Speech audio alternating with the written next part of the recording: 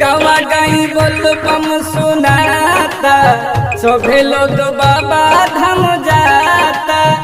हमरो तो जाए के बधान हो शिव जी से लागल बाटे नाता।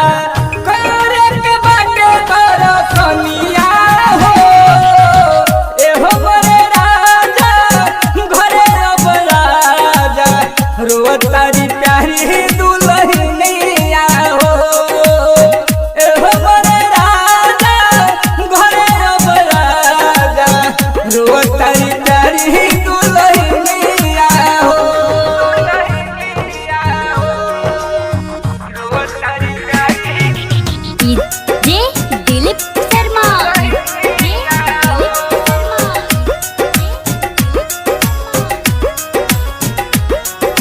सुनौला चंद्रभान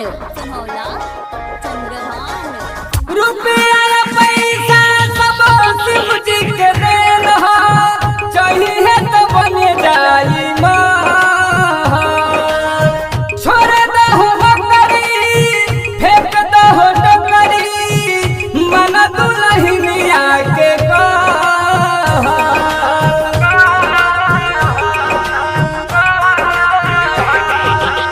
रुपया पैसा सब शिव जी के देन हो चाहिए तो बने जाई मां।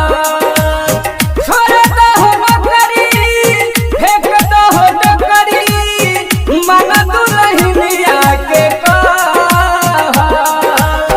चलो जाई दूनो परनिया हो एहो बड़े राजा घरे अब राजा रोतारी प्यारी दुल्हनिया हो।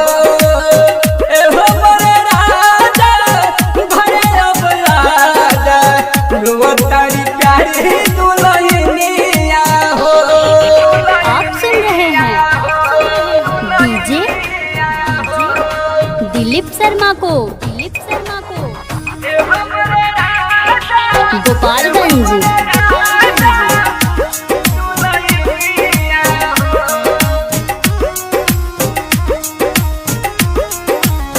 बाबा हीरा लाल गिरी जत बारे दो घर संघवा में बारे सिपाही जी जब गई है सुरेंद्र व्यास हो हमारा तो साथ राउर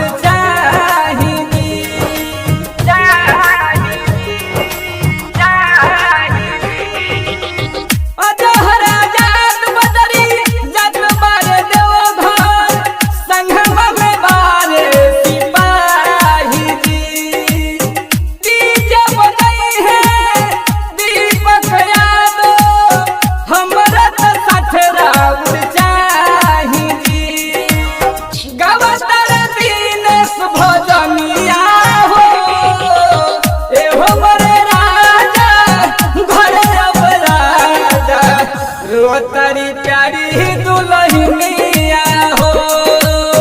एहो बड़े राजा घरे अब राजा रोतारी प्यारी दुल्हनिया हो। गवा गई बोलबम सुनाता सभे लोग बाबा धाम जाता।